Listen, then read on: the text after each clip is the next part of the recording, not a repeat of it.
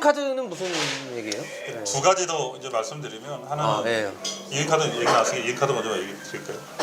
이게 아마 2017년도 그 시장님이 시민과의 대화에서 뭐 정책 의제로 나왔고, 그럼 유정복 시장 민선 6기 때 예. 나와서 그거를 정책화 한번 만들어보자 해가지고 2018년도 3월달에 제가 전자화폐에 대한 법률을 처음 아마 대목에서 처음 아마 만들었을 거예요. 조례인가요, 조례? 네, 조례를 만들어서 그게 제정이 됐고, 그 예산을 450억을 잡아놨습니다. 뭐 단말기라든가 여러 가지 이제 만들어야 되기 때문에 그렇게 해서 서구에서 그 다음에 이제 박남수 시장으로 넘어갔죠. 박남수 시장님 때 서구에서 시범 사업으로 이제 그게 되면서 이름은 이음카드로 출발을 했고, 처음에는 2천억 카드로 나왔다가 인천억 카드 맞아요.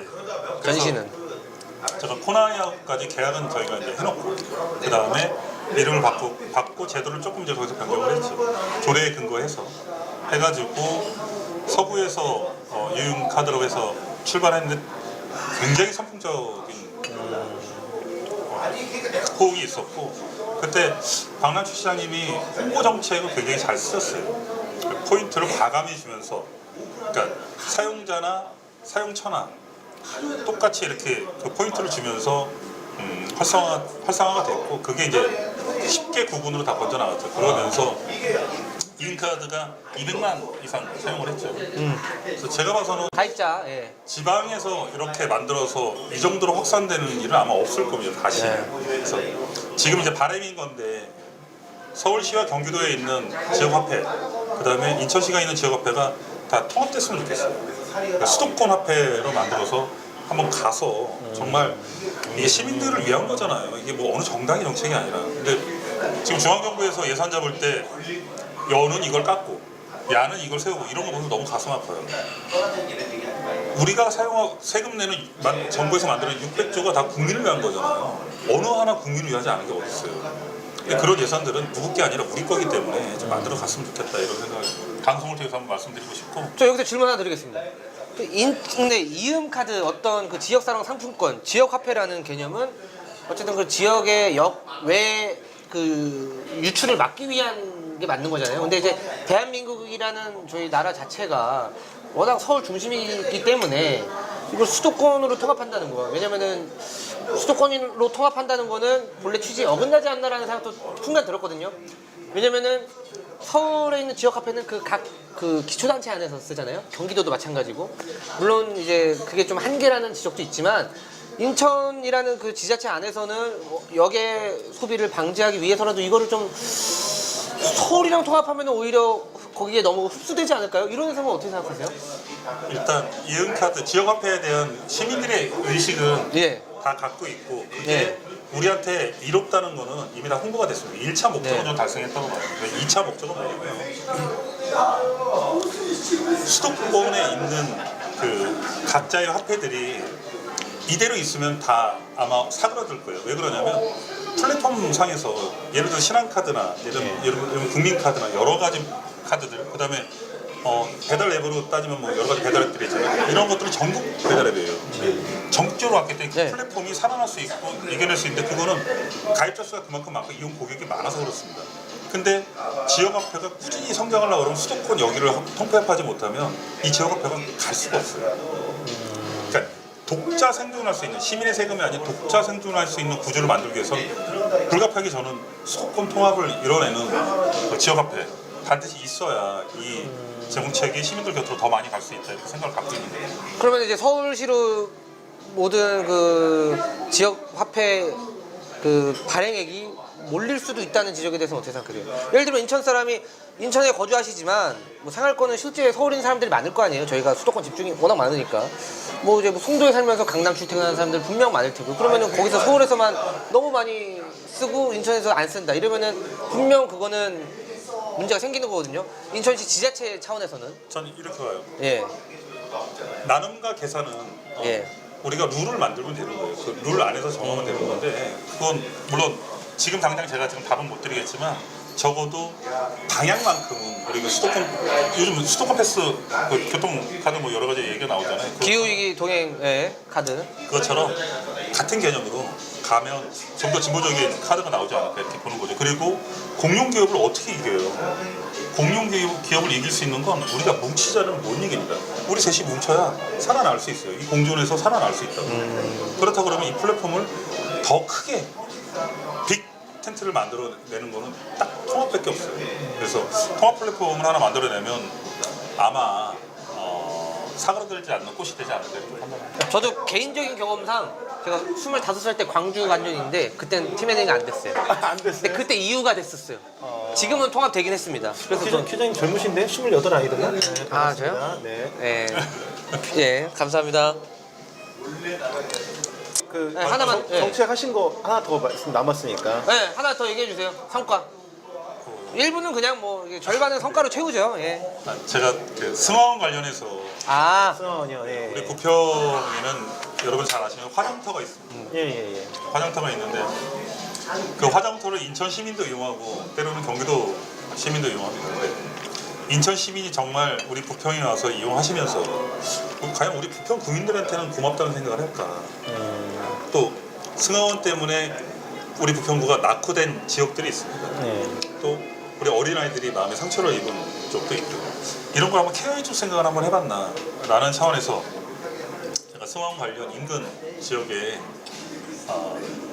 전 이용료의 10%를 우리 지역 주민한테 돌려줘라 라고 해서 조례를 만들어서 지역 주민들한테 정말 대략 연간 한 7억씩 아마 나갈 거예요.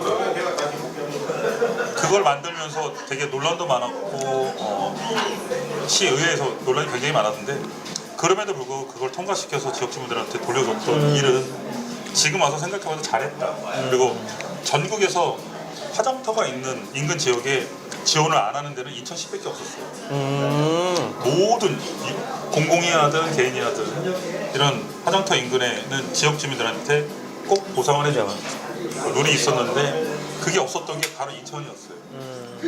제가 들어가 보니까 승하원에서 연간 벌어들이는 게 한 30억에서 40억 정도 네. 매년 벌어가더라고요. 저희 지역에서 돈을 벌어가면 저희 지역 주민들한테 좀 돌려주고 하는 게 많죠. 그래서 만들어서 지역 주민들 돌려서 지금도 잘 쓰고 계셔서 뿌듯하게 생각하고 있습니다. 아, 거기까지만 할까요? 잘 들어봤습니다. 네. 아니 그 가족공원이 시설공단 산하인데 그랬었구나. 인천시에서 그죠. 예. 현재는 그렇죠. 그죠. 근데 이제 부평구에 있잖아요. 땅 토지는 네. 부평구 땅 토지예요. 그러니까요. 근데 모든 건 부평구에서 그러니까 예를 들어서 하루에 60구 정도를 화장을 하는데 네. 그렇게 많이 해요? 하루에 60구나? 네. 그렇죠. 네. 근데 그러면 우리 아이들이 120대의 연구차를 봐야 돼요. 그 아이들의 갖고 있는 정서, 시민들이 갖고 있는 정서. 예를 들어서 뭐 연구차를 아침에 먹으면 좋다, 뭐 저녁 때 먹으면 좋다, 뭐 여러 가지 이제 이런 설왕설래도 있잖아요. 그러니까 이런 것들에 대한 지역 주민들의 오랜 고통이 있어요. 그리고 네. 그 지역에 가면 뭐 간을 파면 뭐 빼먹네, 뭐 팔다리가 없어지네, 막 이랬던 우리 동네에 아픔이 있어.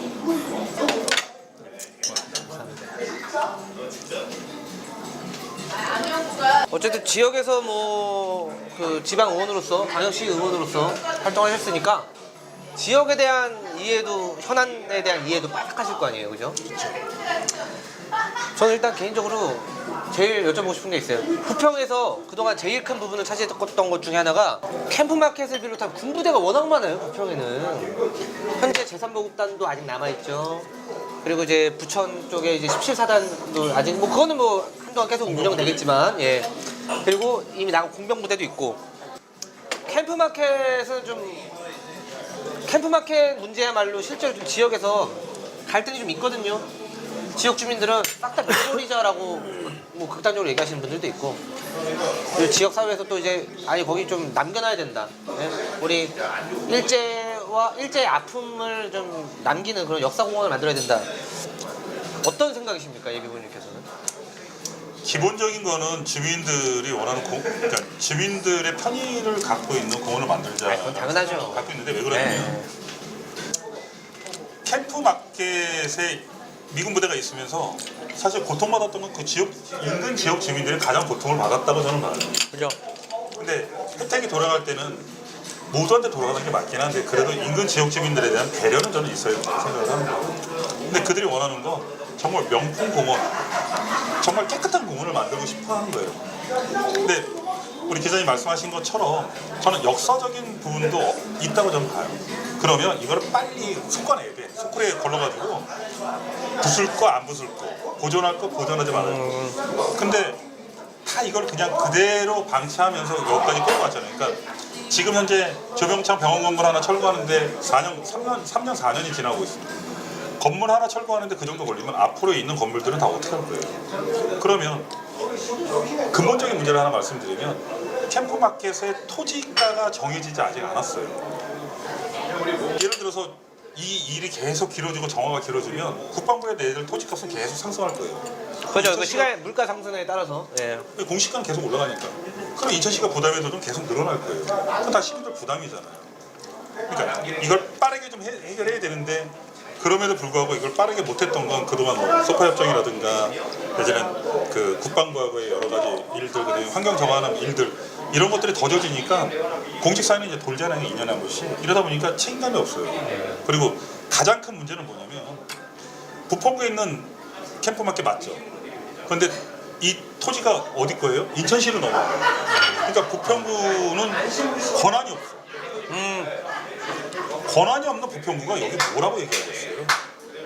이 권한을 가질 수 있는 부평구가 돼야 된다고 저는 보는 거예요. 그러면 이 토지를 매입할 때 지분으로 좀 참여하든 100원이든 200원이든 참여하는 얘기예요. 그런 부평구의 얘기를 들을 거 아니에요. 그건 입법 발의를 하셔야겠네요. 네. 그럼에도 기초단체가 참여할 수 있게. 그럼에도 불구하고 부평구한테 캠프마켓에서 물어보면 인천시가 알아서 해요. 그래서 발을 뺀단 말이죠. 네. 왜? 권한이 없으니까. 그럼 우리가 사는 우리 땅에 권한이 없다는 게 말이 됩니까? 저는 약간 갑자기 재밌는 상상이 들었습니다. 홍영표 의원이 지금 사선하신 부평의회 의원이 작년에 그 입법을 발의하신 게 있어요.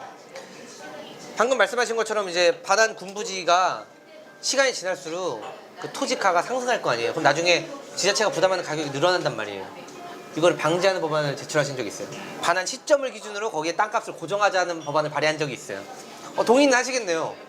그렇죠. 근데 기본적인 거 네. 사실 공원도 이제 여러 가지 뭐 네.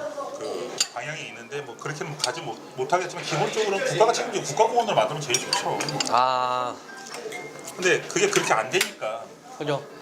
또 지자체가 또 지역색을 입히고 싶은 것도 있을 거 아니에요. 그러면 참여해야지. 돈도 맞아요. 안 되고 돈도 10원짜리도 안 내면서 여기 그 부평구가 입장을 낸다? 저는 제가 봐서는 뭐 변호사님 계시지만 아니 그 사람들이 권한이 있어요? 법적으로 권한이 없는 거예요. 그죠. 땅을 사간 주체 인천시가 그 권한이 있어요. 그러면 인천시에서 결정할 때 이 지역 주민들의 고통을 알겠어요? 그동안 피해봤던 걸 알겠어요? 그럼 입법 발의 해주실 거죠? 아, 네. 네. 그러면은 이제 부평구도 참여해서 목소리를 낼 수 있게 기초단체까지 아우르는 당연하죠. 군부대 그 반환 공여구역에 대한 입법. 네, 알겠습니다. 그래서 제가 중요한 건 빠르게 하자는 거예요. 빠르게 진행하지 않으면 여기는 앞으로 10년 이상 더 걸려도 전체 반환이 안 될 거예요. 그리고 인천시가 마스터 플랜을 낸다고 지금 캠프마켓의 가장 큰 문제는 마스터 플랜이 없어요. 이 테이블을 어떻게 갖다 배치해야 될지 그 계획이 없는 거예요. 인천시에 물어보세요. 아직도 안 나와 있어요. 왜? 내게 아니니까. 반환을 받아야 그걸 만들 거예요, 공무원들은. 근데 이런 것도 빨리 만들어서 시민들한테 제시하고 뭐 식물원이 들어온다, 뭐 2천 의료원이 들어온다 하지만 실제 주민들은 금방 될 것 같아요. 또 하나 말씀드리고 싶은 건 정치인들이 진짜 나쁜 사람들이에요. 왜 그러냐면 분위기 좀 짜시면서. 아니, 그러니까 선배 정치인들하고 이게 금방 올 것처럼 20년 전부터 얘기한 거예요. 미군 무대가 돌아옵니다. 그죠. 반환 발표된 게 2002년인가 그렇죠? 네. 샴페인을 너무 일찍 따서 네. 주민들한테 계속 그 고통을 주고 있는 거예요. 언제 오냐. 이거는 그죠. 네. 제가 봐서는 잘못했어요. 잘못한 건 잘못했고 언제까지 어떻게 끝내겠습니다라고 정확하게 얘기를 해줘야 돼요. 알겠습니다. 그 캠프마켓 부지와 관련해서 그 얘기가 나와서 하시는 말씀인데 제2의료원과 관련해서도 뭐 그 우리 변호사님께서도 뭐 얘기해주고 싶으신 게 얘기 나누신 게 민간 위탁 저기 예, 의견이 예. 있으셔가지고 예. 약간 사전에 좀 말씀을 나눴는데 예. 되게 그 해안이 있으시고 예. 고민을 많이 하신 것 같아서 네. 많이 배웠습니다. 근데 이제 촬영 전에. 네. 그래서 캠프마켓에 인천 제2의료원이 들어설 예정인데 이제 어쨌든 그거를 대학병원에 민간 위탁하자고 말씀하셨어요. 근데 이제 그거는 뭔가 의료 민영화에 우려된다는 의견도 있거든요. 그거에 대해서 어떻게 생각하시는지 좀 말씀해 주세요. 일각에서는 그렇게 불안한 시점으로 얘기할 수 있겠죠. 왜냐면 제가 기사를 썼고 그리고, 네, 그리고 제가 말씀드리고 싶은 건 실제로 인천시가 저기 동구에 있는 그 인천의료원 1의료원 본원을 이제 본원에 대한 조례를 발의하면서 민간위탁 조항을 넣었기 때문에 그때 시민사회단체 반발이 엄청났거든요. 그래서 그 조항을 삭제했었어요. 근데 제2의료원이라고 분원이라고 다를까 저는 싶은 거예요. 그래서 여쭤봅니다. 기사가 며칠째 기사죠? 어제입니다. 예. 오늘 뵙는데 어제 썼어요? 네. 아, 인천TV 좋다. 저도 잘했다. 어쩔 수 없이 썼습니다. 네. 네. 오늘 네. 후보님, 예배부님 말씀 한번 들어보시죠. 네. 맞다 맞을 때 맞는데요. 저 이제 이런 생각이 있어요. 뭐냐면 그냥 소신이 있으실 거니까. 예. 제일 인천의료원이 조직이 구성되어 있고 인천시에서 운영을 잘 하고 있잖아요. 물론 시민들의 예산으로 이제 운영을 하고 있고 제2인천의료원을 만드는 이유가 있습니다. 제1인천의료원이 상당히 그 위치가 시민들이 접근하기 굉장히 어려워요. 그죠. 공공의료는 우리 시민들의 마지막 보루예요. 이게 꼭 있어야 되는 거예요. 그럼에도 불구하고 여기에 지금 그 의사 선생님도 부족하죠. 간호사도 부족하죠. 여러 가지가 다 부족 사태를 있단 말이죠. 이건 인천의 문제뿐만 아니라 지방 의료 여러 가지 의료 때문에 문제가 지금 대두되고 있잖아요. 그래서 뭐 공공의대를 설립하자 뭐 여러 가지 얘기가 나오는데 공공의대 설립해가지고 그 의사들 나올 때까지 시간을 보면요 10년, 20년 이때나 돼야 이제 양성돼서 나오는 거예요. 맞죠. 지금 있는 공공의료를 우리가 지키고 인천 시민의 그 안전을 위해서는 하루빨리 제2인천의료원이 저는 있어야 된다고 봐요. 그리고 시민들의 접근성이 너무 안 좋아요. 근데 접근성이 좋은 우리 부평이 들어온다고 저는 환영합니다. 들어오는 거. 다만 지역 주민들은 딱 걱정하는 게 그래요. 의료 질이 떨어질까? 또 의사들이 안 들어가지고 우리가 그 피해를 보면 어떨까? 그리고 인천의료원이 이제 그 시에서 운영하다 보니까 적자 폭이 굉장히 많단 말이죠. 적자 운영됐을 때 지역사회에서 슬럼화되면 어떡할까 이런 의료 있는 건 사실이에요. 이분들의 걱정을 해소하려고 하면 인천의료는 인천의료원대로 그대로 일은 그대로 있고 제2인천의료는 그럼 시설은 인천이 하고 운영은 대학병원에 맡겨보자는 거예요. 엊그저께 인천일보에 났던 기사 중에 이런 게 있습니다. 송도 세바로스 병원에 인천의료원을 뒤집어 씌우자. 그래서 송도 연수동에 좀 그 송도에다 만들어 보자. 그래서 욕 많이 먹잖아요. 세브란스 병원이. 자, 원래 성도에 만들어야 되는데. 그러니 예. 우리 부평으로 오란 얘기예요. 제가 유치할 테니까. 시설은 우리가 줘줄게. 들어와서 운영해. 단 공공의료가 되는 걸 같이 갖고 가는 거잖아요. 예를 들어서 연대가 들어오면 이름이 어떻게 되면 연대 의료원이 되는 거예요. 서울대가 되면 서울대 의료원이 되겠죠. 네. 그 의료원을 붙이는 건 공공에 대한 목적이 있어서 붙인단 말이죠. 그래서 공공의료에 대한 부분을 같이 하고 오기 때문에 근데 실제로 그런 사례는 없지 않나요? 예를 들면 이제 서울대 같은 있죠. 경우는 아니, 서울대 같은 경우는 국립인 공립대학이잖아요. 그래서 이제 어쨌든 만약에 연세대 병원이 들어오는 거는 사립 대학이 들어오는 거랑은 좀 성격이 다르지 않나 저는 그런 생각이 있습니다. 없으면 만들면 되죠. 이윤카드는 언제 있어 만들었어요. 조항을 만들어야 된다. 네, 당연하죠. 그래서 만약에 예를 들어서 대학병원이라는 그 시설이 들어온다고 하면 시민들 입장에서는 환영하죠. 그리고 부평에 슬럼화되어 있는 이 지역에 예를 들어서 예전에는 역세권 찾았잖아요. 지금 병세권이에요.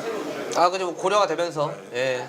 그러면서 지역이 저는 분명히 그것 때문에도 성장하고 발전할 거라고 저는 보고 있습니다. 그래서 이 부분은 한번 꼭 추진해 보겠다라는 계획을 갖고 있습니다. 그러면은 어쨌든 이거는 그 연수구 송도 쪽 지역 현황과도 맞물려 있는 건데 송도 어쨌든 연세대가 이제 송도에 들어서면서 캠퍼스를 유치하면서 송도 세브란스 병원을 지어야 되는 상황이잖아요. 근데 이제 그러면은 그 송도 세브란스 병원을 지어야 하는데 그거를 다시 이쪽으로 부평으로 가져오겠다는 말씀이시죠? 아니 이거는 아니고 예. 송도 세번스병원 지금 짓고 있으니까 짓고 예. 그건 원래 지금 송도 복합 국제화 단지인가요? 예. 거기서 지금 그렇게 짓게끔 돼 그리고 1,000억을 거기 대줘가지고 송도 세번스병원을 짓게끔 돼 있으니까 거기 그대로 짓고 예. 본인들이 공공 의료에 대해서 한번 해보겠다라고 엊그저께 총장 선거하면서 연세대학교 총장 선거하면서 얘기가 나왔던 거잖아요. 그러니 아, 그런가요? 이걸 한번 네. 유치를 해보겠다는 거예요. 그러면 아, 별개로 가야 된다. 그죠? 당연하죠. 그죠? 예. 송도 나름대로 후견했습니다. 세분성이 있고 그러면 교수진이나 의료진들이 왔다 갔다 할 수 있을 거 아니에요. 이렇게 하면서 지금 제2 인천의료원의 교수진도 그렇게 있지만 1, 2의료원도 급할 때는 점프돼서 갈 수 있는 거예요. 이렇게 해서 공공의료의 질을 한번 높여보자. 그리고 확대해보자는 의미입니다. 일단 송도 세브란스를 염두에 두고 하신 공약이셨나 보죠? 그렇죠. 예. 알겠습니다. 뭐 이거는 뭐 계속 지역 사회에서 이야기가 많이 돼야 될 것 같아요.